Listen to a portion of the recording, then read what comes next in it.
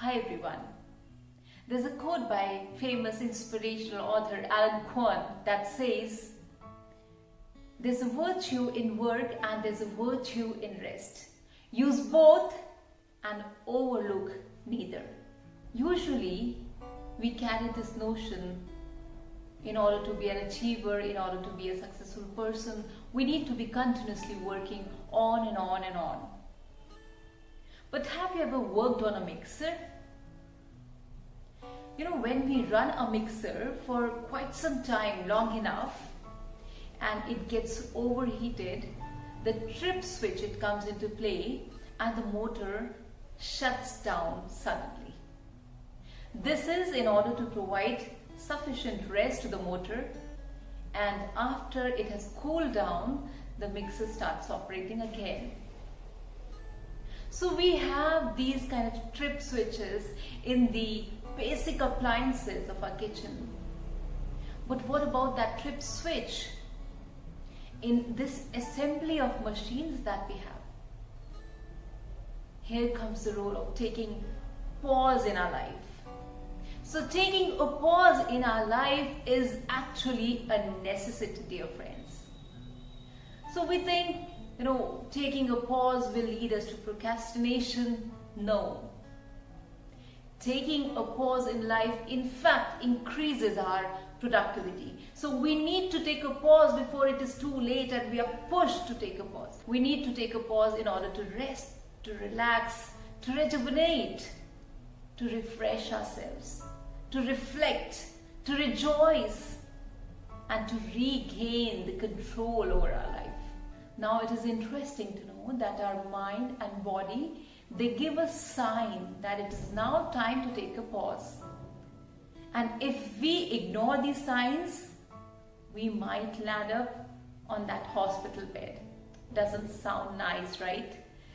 So the signs that we need to take a pause now are irritation for no reason, getting agitated, frustrated, and quarrelsome, picking up fights with everyone for no reason, feeling exhausted and overwhelmed, insomnia and change in eating habits could also be the signs.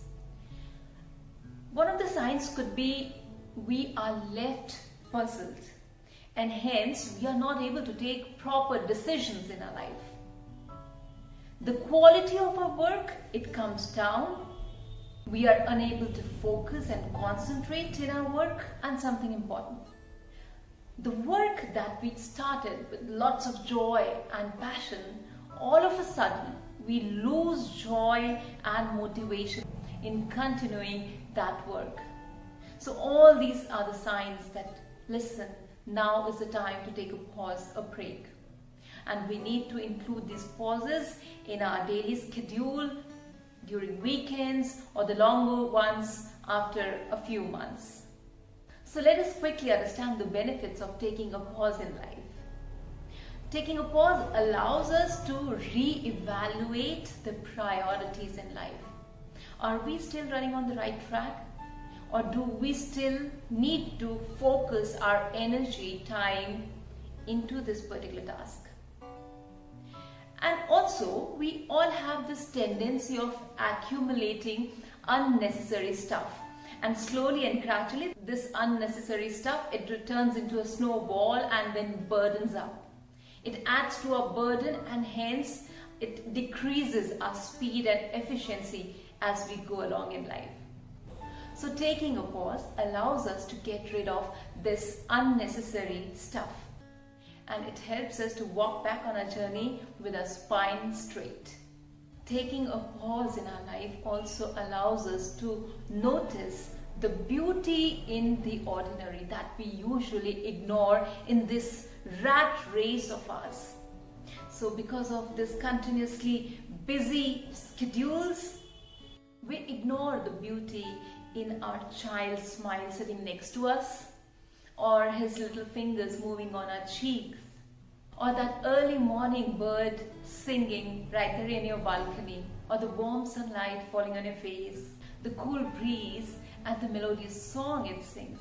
So taking a pause allows us to get fascinated by these little ordinary things also. Taking a pause also helps us to replenish our energy and regain our creative thinking abilities.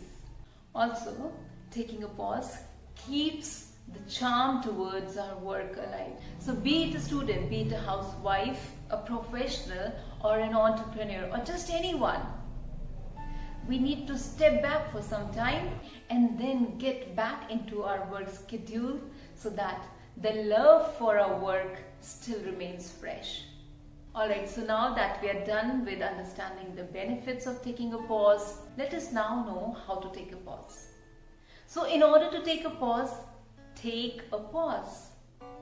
Yes, so if we talk about taking those small pauses in your daily routine, then you should sit down and mindfully experience the mental quiet.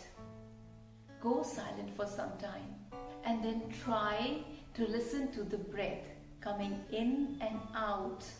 We could also go for a walk around the office premises along with a friend of ours, or go for a walk in the nature. Go out for a short holiday, maybe call a friend, chat with a friend, go and have some breakfast, lunch, dinner with your friends, play with a kid, or engage yourself into some activities that you love, your hobbies. Could be singing, music, art, dancing, just anything. So the idea is to disengage from your routine stuff to engage back more efficiently. We could also practice writing journal. Try gifting yourself a day without worries. So indulge into the activities that you love, absolutely love doing, that gives you happiness. Pamper yourself. Take conscious decisions to stay away from technology for a few hours. Also, one of the ways to take a break would be decluttering. So get rid of that extra stuff, unnecessary stuff that you have been hoarding just for the sake of it in your wardrobes or your office table. Just clean it up. Or your drawers in the office, just clean the mess and keep it all organized. So Louisa May Alcott says, have regular hours of work and play. Make each day both useful and pleasant.